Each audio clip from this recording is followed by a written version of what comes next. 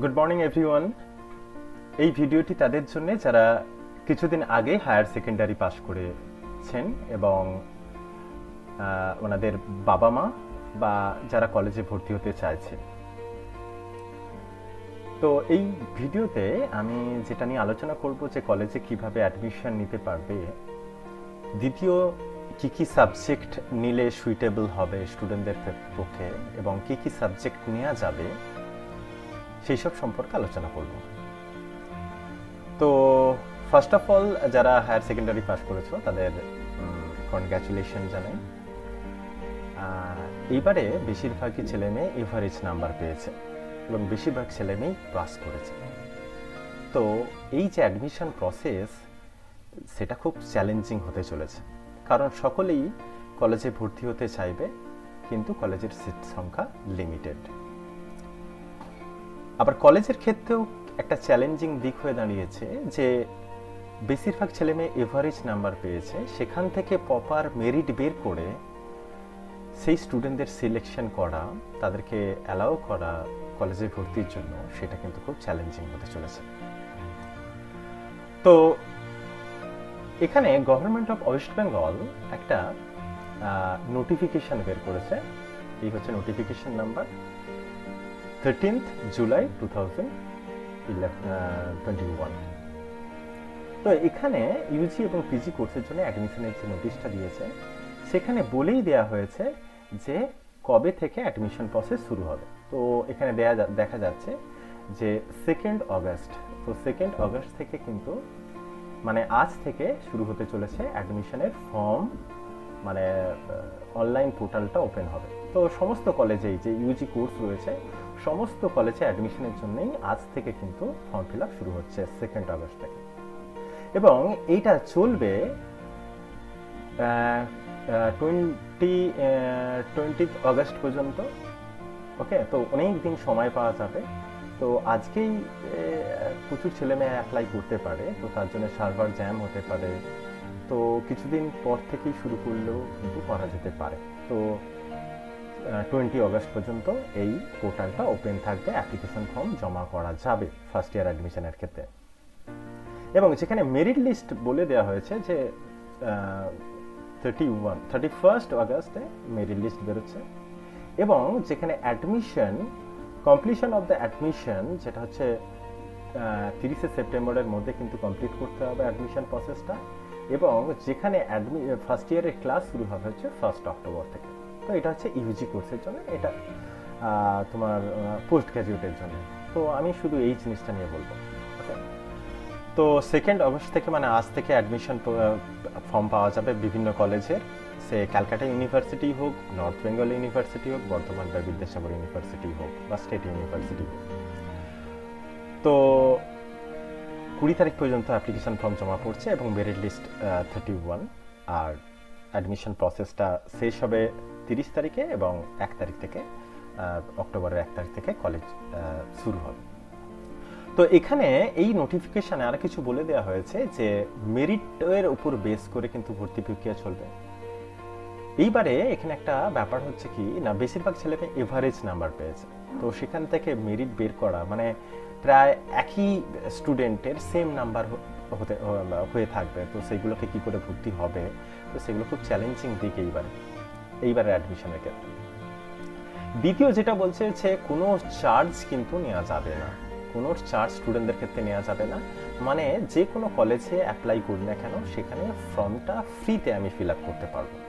তবে সাইবার ক্যাফেতে গেলে, কারণ সবার বাড়িতে তো স্ক্যানার নেই বা সবার বাড়িতে ইন্টারনেট কানেকশন বা কম্পিউটার নেই, তো সাইবার ক্যাফে হয়তো কিছু পয়সা নিতে পারে যেখানে আমরা ফর্ম ফিল আপটা করতে পারি, তবে সেখানে কলেজ কোনো চার্জ নিতে পারবে না।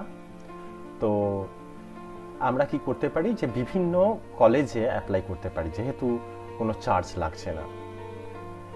3 নম্বর যেটা হচ্ছে eligible application should be inform directly by the college.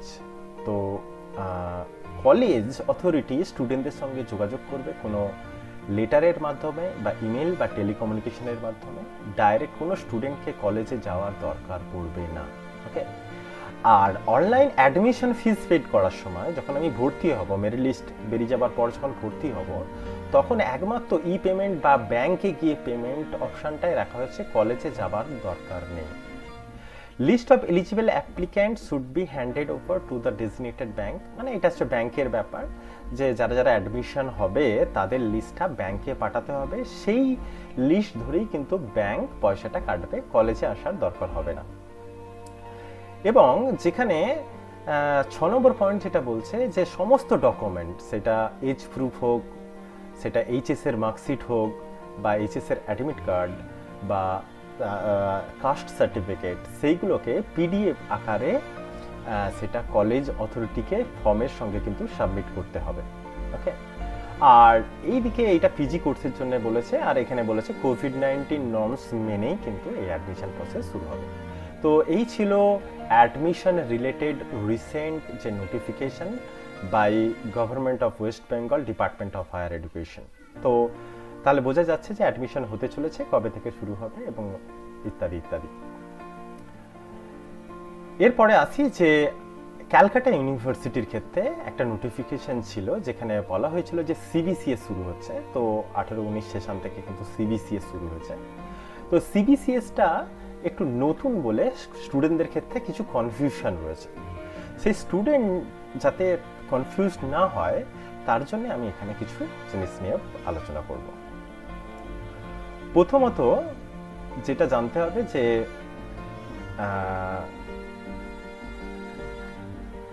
কিছু সাবজেক্টের কে কোন সাবজেক্ট নিতে পারবে একটু আসি। ওকে, তো ক্যালকাটা ইউনিভার্সিটিতে জেনারেল বা অনার্স কোর্স রয়েছে, সেখানে একটু বলি যে যদি কেউ অনার্স নিতে চায়, যদি কোনো সাবজেক্টে অনার্স নিতে চায়, ধরছি ম্যাথামেটিক্সে কেউ অনার্স নিতে চাইছে, ওকে, তাহলে তার মিনিমাম এলিজিবিলিটি ক্রাইটেরিয়া হচ্ছে 55% মার্কস থাকতে হবে ম্যাথামেটিক্সে, তবেই আমি অনার্স নিতে পারবো ম্যাথামেটিক্সে। ওকে, অথবা 45% মার্কস থাকবে ম্যাথামেটিক্সে অ্যান্ড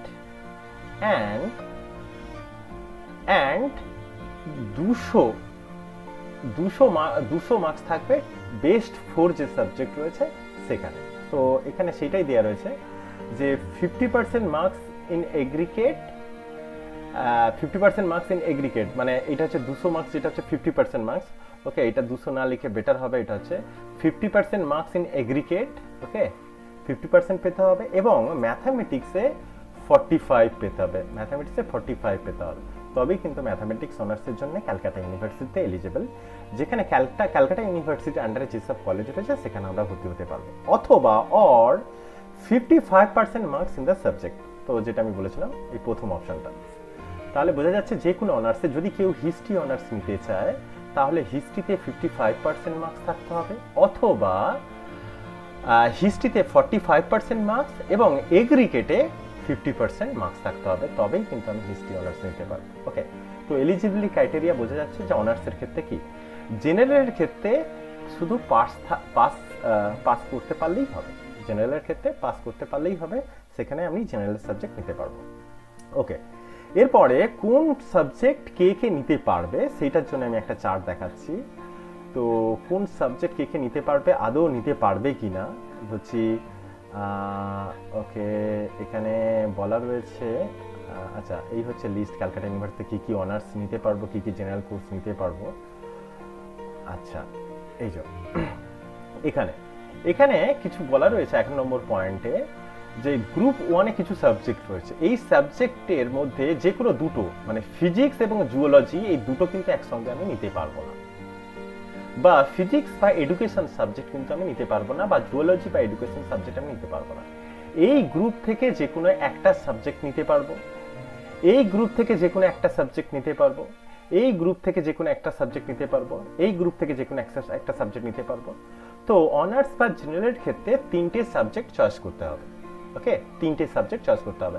অনার্সের ক্ষেত্রে একটা মেন সাবজেক্ট হবে এবং দুটো জেনারেল সাবজেক্ট হবে। একটা মেন সাবজেক্ট যেটাকে আমরা বলি কোর সাবজেক্ট, আর দুটো হচ্ছে জেনারেল সাবজেক্ট হতে হবে।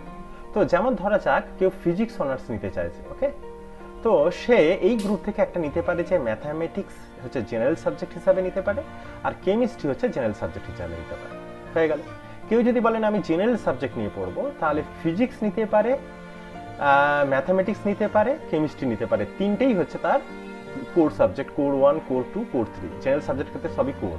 ওকে, তো সেই তিনটে সাবজেক্ট নিতে পারে। কেউ যদি বলে আমি আর্টসের স্টুডেন্ট, আমি এডুকেশন সাবজেক্ট পাবো, তো এডুকেশন যদি জেনারেলে নেয় হিস্ট্রি নিতে পারবে, তার সঙ্গে এখানে সংস্কৃত নিতে পারবে।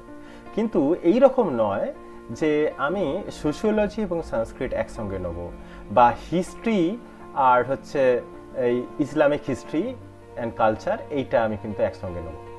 এই গ্রুপ থেকে একটা, এই গ্রুপ থেকে একটা, এই গ্রুপ থেকে একটা, এরকম যে কোনো গ্রুপ থেকে একটা করে সাবজেক্ট নিয়ে মোট 3টে সাবজেক্ট চয়েস করতে পারবে।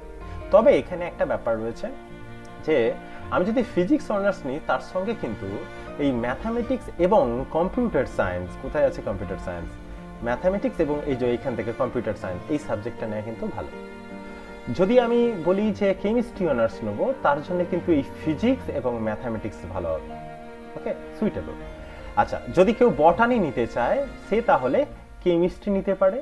ওকে, আর নিতে পারে কেমিস্ট্রি এবং নিতে পারে জুওলজি নিতে পারে। ওকে, আবার যারা ফুড অ্যান্ড নিউট্রিশন নিয়েছে, তারা ফুড অ্যান্ড নিউট্রিশন নিলেও ঠিক আছে, কেমিস্ট্রি নিতে পারে এবং এখানে জুওলজি নিতে পারে। তো এইভাবে কিছু পিওর সায়েন্স আজ রয়েছে যেখানে ম্যাথামেটিক্স থাকবে, ফিজিক্স, কেমিস্ট্রি এরকম থাকবে। তো বেশিরভাগ ক্ষেত্রে ইকোনমিক্স অনার্স যারা নিয়েছে, তাদের ক্ষেত্রে এই কম্পিউটার সায়েন্সটা বেটার হবে, ম্যাথামেটিক্সটা বেটার হবে। বা ম্যাথামেটিক্স অনার্স নিয়ে যারা পড়ছে, তাদের জন্য ইকোনমিক্স জেনারেল এবং কম্পিউটার সায়েন্স জেনারেলটা কিন্তু খুব বেটার হবে। আবার কেউ যদি ইকোনমিক্স নিয়ে পড়ে, তার জন্য স্ট্যাটিস্টিক্স এবং এই কম্পিউটার সায়েন্স এটা খুব ভালো হবে, অথবা স্ট্যাটিস্টিক অফ ম্যাথামেটিক্স, এগুলো খুব ভালো হবে। তো এইভাবে সাবজেক্ট সিলেকশন কিন্তু করতে হবে, এই গ্রুপ থেকে যে কোনো একটা করে সাবজেক্ট নিয়ে টোটাল 3টে সাবজেক্ট হবে। এরপর আসি যে কিভাবে সাবজেক্ট সিলেকশনটা হবে এবং কি কি সাবজেক্ট নেওয়া যেতে পারে। ওকে, যেমন ধরছি যে কোর সাবজেক্ট, কোর কোর্স, এটা হচ্ছে অনার্সের, ধরছি এটা হচ্ছে ম্যাথ। ওকে, তো GE general elective subject, general elective subject একটা 1 একটা 2, এই দুটো জেনারেল সাবজেক্ট চয়েস করতে হবে। ওকে, আমি একটা সায়েন্সের জন্য বলছি, একটা আর্টসের জন্য বলছি। তো আর্টসের জন্য কেউ হয়তো হিস্ট্রি অনার্স নিচ্ছে। ওকে, তো তার জন্য কিন্তু জেনারেলে দুটো সাবজেক্ট নিতে হবে। তো ম্যাথের জন্য জেনারেল সাবজেক্ট 1 সে কি করছে না, সে নিল হয়তো ফিজিক্স। ওকে, আর নিল হচ্ছে কম্পিউটার সায়েন্স, কম্পিউটার। তো জিই 1 সাবজেক্ট মানে হচ্ছে এইটা তোমাকে দুটো সেমিস্টার পড়তে হবে, ধরছি সেমিস্টার 1 এবং সেমিস্টার 2। আর এই কম্পিউটার সায়েন্স হচ্ছে semester 3 and semester 4। Okay, semester 3 and semester 4, মানে এটা 1 এন্ড 2 সেমিস্টার, এটা 3 এন্ড 4 সেমিস্টারে আমরা পড়বো। আর যেহেতু ম্যাথ অনার্স নিয়ে আমি অনার্স করছি, তাহলে এইটা কিন্তু সব সেমিস্টারের, মানে 1 থেকে 6খানা সেমিস্টার, 3 বছরে দুটো করে সেমিস্টার হবে, সেখানে পড়তে হবে। সেম জিনিস হিস্ট্রির ক্ষেত্রে, হিস্ট্রি নিলাম, তার সঙ্গে আমি G1 G2 কি সাবজেক্ট নিতে পারি, তো এখানেই আমি দেখতে পাবো যে এই হচ্ছে হিস্ট্রি, এখান থেকে তো এই গ্রুপ থেকে নিয়ে নিয়েছি, তাহলে আমি এখান থেকে নিতে পারি এডুকেশন নিতে পারি, অথবা এখান থেকে নিতে পারি পল সায়েন্স নিতে পারি। ওকে, এডুকেশন অ্যান্ড পল সায়েন্স। তো আমি জেনারেল সাবজেক্ট হচ্ছে এডুকেশন নিলাম, আর জেনারেল 2 সাবজেক্ট যেটা হচ্ছে পল সায়েন্স নিলাম, পল সায়েন্স নিলাম। ওকে, এই সাবজেক্টটা আমি 1 এবং 2 দুটো সেমিস্টারে পড়বো, এবং এটা হচ্ছে 3 and 4 পড়বো। যদি এই পল সায়েন্সটা এইদিকে নিই, মানে জেনারেল 1, সেটা তাহলে সেমিস্টার 1 এবং সেমিস্টার 2তে পড়বো। আর এডুকেশনটা যদি আমি 3 and 4-এ পড়তে পারি, তাহলে যদি আমি এডুকেশনটা জেনারেল 2 হিসাবে নিই, তাহলে এবার 3 and 4 সেমিস্টারে এই এডুকেশন সাবজেক্ট আমি পড়বো, আর হিস্ট্রি হচ্ছে কোর সাবজেক্ট। তো এইটা গেল অনার্সের ক্ষেত্রে। জেনারেলের ক্ষেত্রে কি হচ্ছে না, জেনারেল সাবজেক্টের ক্ষেত্রে সবগুলোই এরকম ধরনের, CC1, CC2, CC3। তো কেউ একজন ফিজিক্স নিয়েছে, ম্যাথ নিয়েছে, কেমিস্ট্রি নিয়েছে। তো এই তিনটেই 3টে বছর পড়তে হবে, তিনটেই 3টে বছর পড়তে হবে। ওকে, তিনটেই 3টে বছর পড়তে হবে। তো এখানে তো এই যে সাবজেক্টের স্ট্রাকচারটা, সেটা আমি একটু দেখাই যে কি রকম হচ্ছে সাবজেক্টের স্ট্রাকচারটা। ওকে, এটা হচ্ছে অনার্সের ক্ষেত্রে। ওকে, বিএসসি জেনারেল অ্যান্ড ওকে, এটা হচ্ছে অনার্সের ক্ষেত্রে। এইদিকে দেখো যে কোর সাবজেক্ট, দুটো থিওরি পেপার, দুটো প্র্যাকটিক্যাল পেপার পড়তে হবে। এই যে CC1 and CC2, এই দুটো হচ্ছে subject code. CC1 and CC2 দুটো অনার্সের সাবজেক্ট পড়তে হবে থিওরি এবং দুটো প্র্যাকটিক্যাল, তারই প্র্যাকটিক্যাল। এবং তার সঙ্গে G1 একটা থিওরি একটা প্র্যাকটিক্যাল, মানে যদি কেউ কেমিস্ট্রি অনার্স নেয়, কেমিস্ট্রি অনার্সের CC1 CC2 দুটো সাবজেক্ট থাকবে থিওরি এবং প্র্যাকটিক্যাল। এবং তার সঙ্গে সে যদি ম্যাথামেটিক্স G1 নেয় তাহলে ম্যাথামেটিক্সের থিওরি থাকবে, প্র্যাকটিক্যাল থাকবে। সেম জিনিস G2 তে ম্যাথামেটিক্সের থিওরি এবং ম্যাথামেটিক্সের প্র্যাকটিক্যাল থাকবে, সেটা হচ্ছে সেমিস্টার 2 তে। আর এইটা হচ্ছে কোর্স যদি কেউ কেমিস্ট্রি অনার্স নেয় তাহলে সেখানে প্রথম সেমিস্টারে কোর্সের দুটো সাবজেক্ট থাকবে, এখানে দুটো থাকবে, এখানে তিনটে, এখানে তিনটে, এখানে দুটো, এখানে দুটো। ওকে, আর জেনারেল সাবজেক্ট যেটা G1, এই দুটো মিলে হচ্ছে হয়তো ফিজিক্স, এই দুটো মিলিয়ে হয়তো ম্যাথামেটিক্স থাকতে পারে। ওকে, তো টোটাল দুটো করে সেমিস্টার পড়তে হবে যে কোনো ইলেকটিভের। এবার DSC subject, discipline specific elective subject যেটা রয়েছে, এখানে দুটো সাবজেক্ট পড়তে হবে। ডিএসসি এটা হচ্ছে এই জেনারেলের ডিএসসি একটা, এই জেনারেলের ডিএসসি একটা, তো দুটো পড়তে হবে। আর এখানে এসিসি বলে একটা হচ্ছে ইংলিশ আর একটা হচ্ছে বেঙ্গলি, হিন্দি, উর্দুর মধ্যে যে কোনো একটা, যেটা হচ্ছে প্রথম সেমিস্টারে হয়তো ইংলিশটা নিলাম, সেকেন্ড সেমিস্টারে হয়তো বেঙ্গলিটা নিলাম। তাহলে প্রথম সেমিস্টারে আমাদের পড়তে হচ্ছে অনার্সের ক্ষেত্রে দুটো কোর্স সাবজেক্ট, যেটা অনার্স হচ্ছে কেমিস্ট্রি অনার্স নিলে কেমিস্ট্রি অনার্সের CC1 এবং CC2, এবং ম্যাথামেটিক্সে যদি জেনারেল সাবজেক্ট চয়েস করি সেই জেনারেল সাবজেক্টের একটা থিওরি এবং তার প্র্যাকটিক্যাল। আর একটা হচ্ছে ইংলিশের একটা যে এবিলিটি এনহ্যান্সমেন্টস কম্পালসারি কোর্স যেটা আছে সেটা আমি পড়তে পারি। সেমিস্টার 2 তে সেম জিনিস থাকবে, এখানে শুধু সেটা যেটা ইংলিশটা পড়েছে এখানে হয়তো বাংলা পড়তে হতে পারে, বা এখানে বাংলা পড়লে এখানে ইংলিশ হবে। আর সেমিস্টার 3 তে যেহেতু এই বেঙ্গলি ইংলিশ যেটা আছে সেটা নেই, এখানে ACC A এবং ACC B এই দুটো সাবজেক্ট চয়েস করতে হবে। ওকে, এই জেনারেল সাবজেক্টের মধ্যেই যে কোনো একটা ACC হবে, একটা ACC B হবে। ওকে, আর যেটা আর এই জায়গা হচ্ছে যেহেতু এই দুটো অফ হয়ে যাচ্ছে, সেখানে ডিএসসিটা শুরু হচ্ছে। এই হচ্ছে অনার্সের কোর্স। সেম জিনিস জেনারেল কোর্সের ক্ষেত্রে কি হচ্ছে না, এইরকম তিনটেই অনার্স, মানে তিনটে সাবজেক্ট তো চয়েস করতে হবে, তো তিনটের থিওরি তিনটের প্র্যাকটিক্যাল প্রথম, তিনটের থিওরি তিনটের প্র্যাকটিক্যাল দ্বিতীয় সেমিস্টার, তৃতীয় ফোর্থ সবেতেই থাকছে, এবং তারই একটা করে ডিএসসি 5th এবং 6th থাকছে। ওকে, আর এখানে অনার্সের মতোই এখানে সেই বাংলা এবং ইংলিশ এই দুটো কোর্স থাকছে, এবং এখানে ACCA এবং ACCB, ACCA ACCB, ACCA ACCB, মানে এই দুটো যে কোনো দুটো সাবজেক্টের সেটা ACCA ACCB আমি পড়তে পারি, এখানে ACCA ACCB দ্বিতীয় সাবজেক্টে পড়তে পারি। ধরা যাক ম্যাথামেটিক্স, ফিজিক্স এবং কেমিস্ট্রি, তো ম্যাথামেটিক্স, ফিজিক্স, কেমিস্ট্রি আমাকে তিনটে ইয়ারেই পড়তে হবে। এখানে ম্যাথামেটিক্সের CC1, ম্যাথামেটিক্সের ফিজিক্সের CC1, কেমিস্ট্রি CC1 পড়তে হবে। সেম জিনিস এইগুলোর ক্ষেত্রেও তাই। এই দুটো হচ্ছে বাংলা ইংলিশ, আর এইটা হচ্ছে ম্যাথামেটিক্স বা ফিজিক্সের ক্ষেত্রে ACCA ACCB, আর এটা যদি ম্যাথামেটিক্সের নিই এটা হচ্ছে ফিজিক্সের নেবো। ওকে, ডিএসসির ক্ষেত্রে তিনটে সাবজেক্টেরই কিন্তু ডিএসসি এই যে তিনটে থিওরি থাকছে সেটা পড়তে হবে। ওকে, তো এই হচ্ছে সাবজেক্ট সিলেকশন।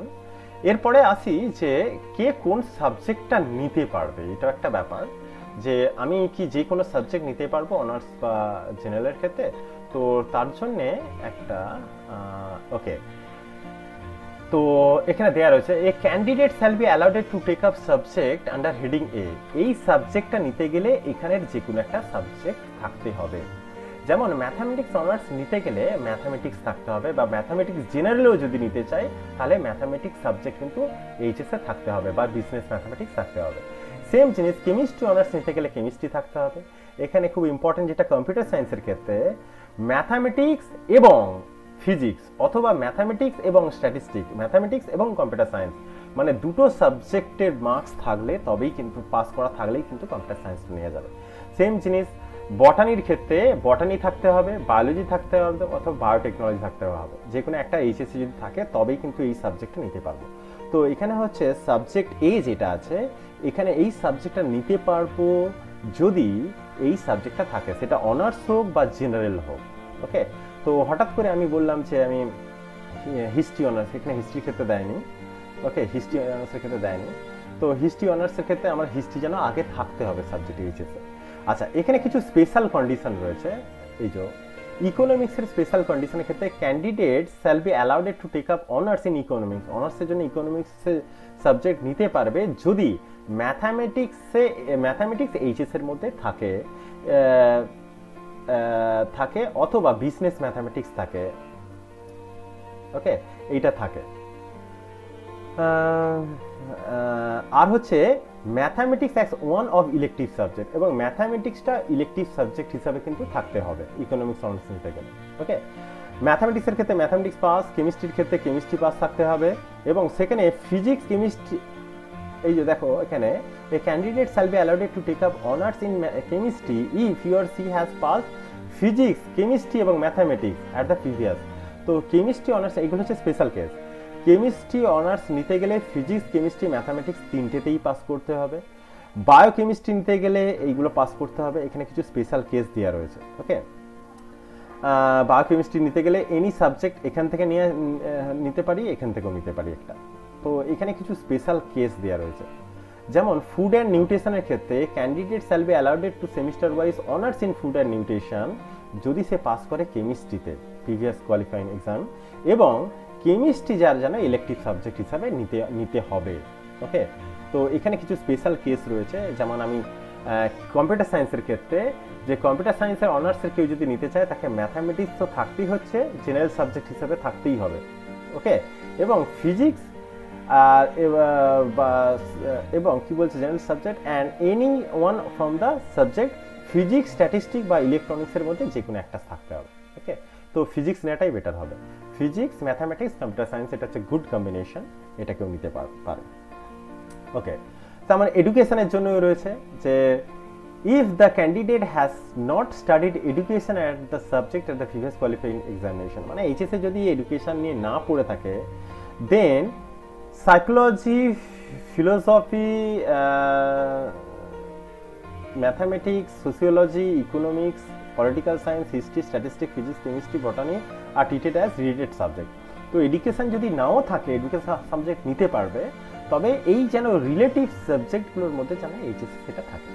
তো এখানে কিছু রুল রয়েছে, এই রুলগুলো আমি ডেসক্রিপশন বক্সে দিয়ে দেবো এই লিঙ্কটা, যে কে কোন সাবজেক্ট নিতে পারবে, নাহলে কিন্তু রেজিস্ট্রেশন কমপ্লিট হবে না ক্যালকাটা ইউনিভার্সিটিতে। ওকে, তো সেইগুলো এখানে কিন্তু দেখতে হবে। এবার কি করে অ্যাপ্লাই করব, না যে কোনো কলেজে যাব, প্রথমে ধরছি গুগলে গেলাম, ধরছি বাগনান কলেজে অ্যাপ্লাই করব, BAGNN বাগনান কলেজ। তো বাগনান কলেজে চলে যাব, এখানে বাগনান কলেজের সাইডে গিয়ে দেখব এখানে কোনো লিঙ্ক আসবে নিশ্চয়ই, এই যে অ্যাডমিশন নোটিশ, এখানে অ্যাডমিশন নোটিশ রয়েছে, অ্যাডমিশন নোটিশে বিস্তারিত নিশ্চয়ই দেওয়া থাকবে। আর এখানে এই যে মর্নিং শিফট, যারা গার্লস স্টুডেন্ট তাদের জন্য এই মর্নিং শিফটটা, হ্যাঁ, এবং যারা জেনারেল BA জেনারেল নিয়ে পড়তে চায়, তো তারা এই জায়গাতে ক্লিক করলেই কিন্তু অ্যাপ্লাই করতে পারবে। জাস্ট ক্লিক করলাম, এখানে হাউ টু অ্যাপ্লাই বলে দেওয়া রয়েছে, দেখতে পারো, কোনো অসুবিধা নেই। নিউ অ্যাপ্লিকেটসে চলে যেতে হবে। এবার এখানে দেয়া রয়েছে যে কটা থেকে খুলবে, তো এখনো 10টা বাজে, এখন 9:35 বাজে, তো 10টার সময় ওপেন হবে। তো এই জায়গাতে ফর্মটা ফিল আপ করতে হবে।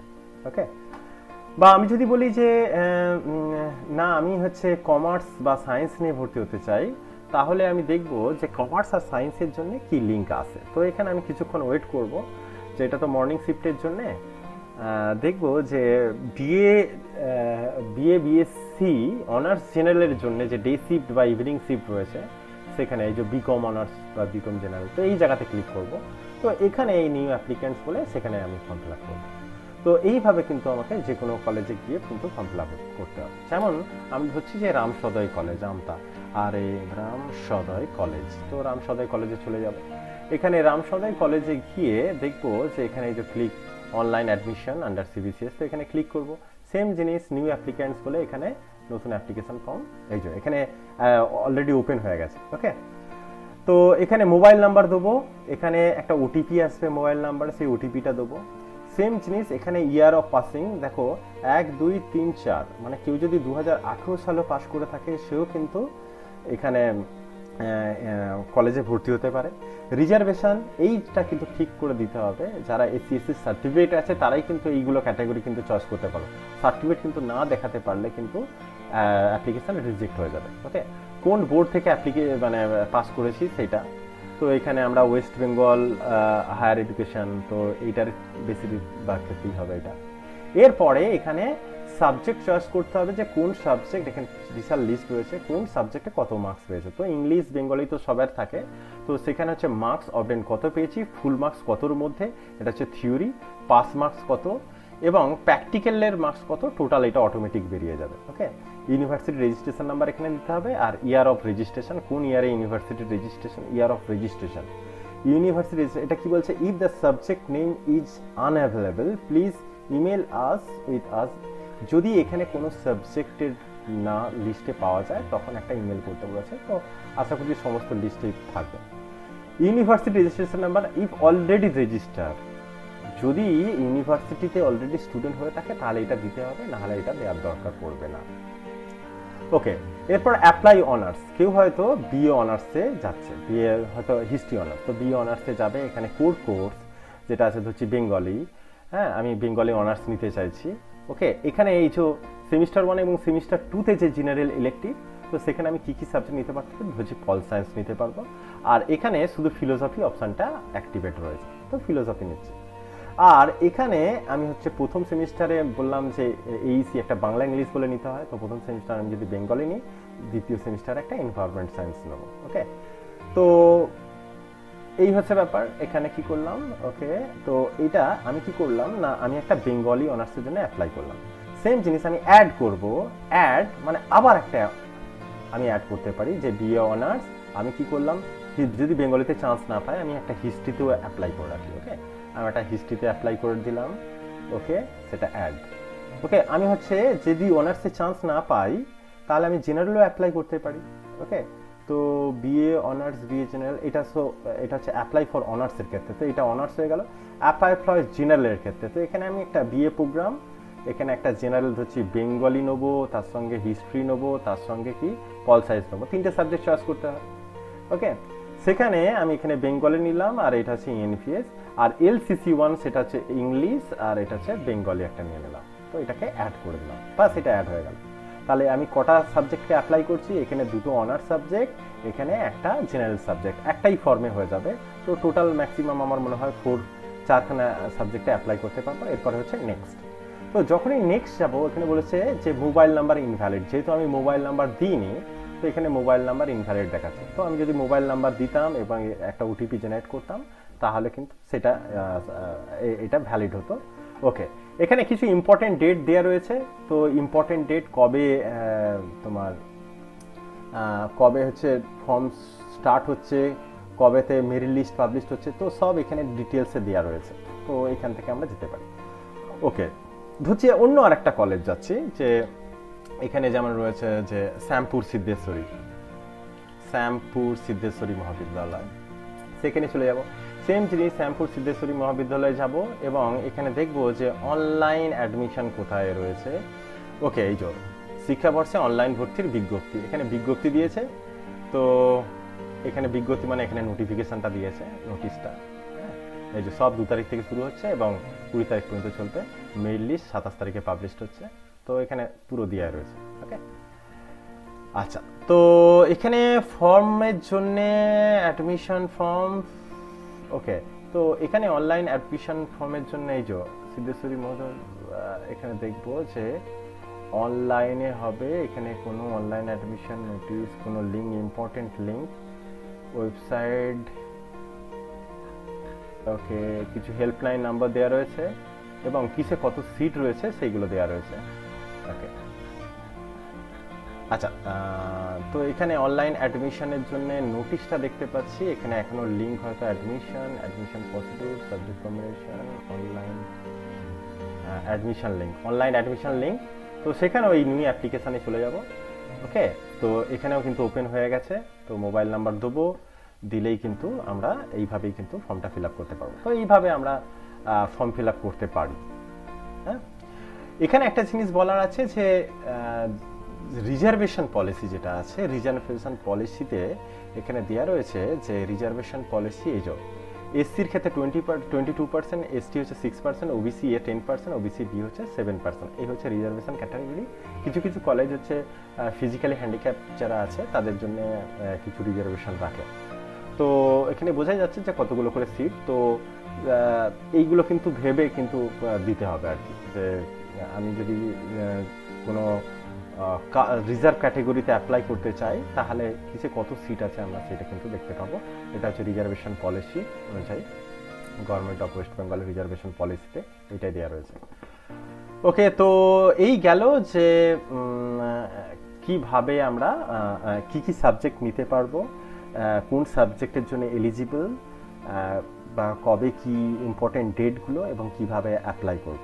সো আশা করছি সমস্ত গার্জেন বা যারা স্টুডেন্ট এই ভিডিওটি দেখলে তাদের ক্ষেত্রে আশা করছি কোনো অসুবিধা হওয়ার কথা নয়। Thank you very much for watching and best of lakh.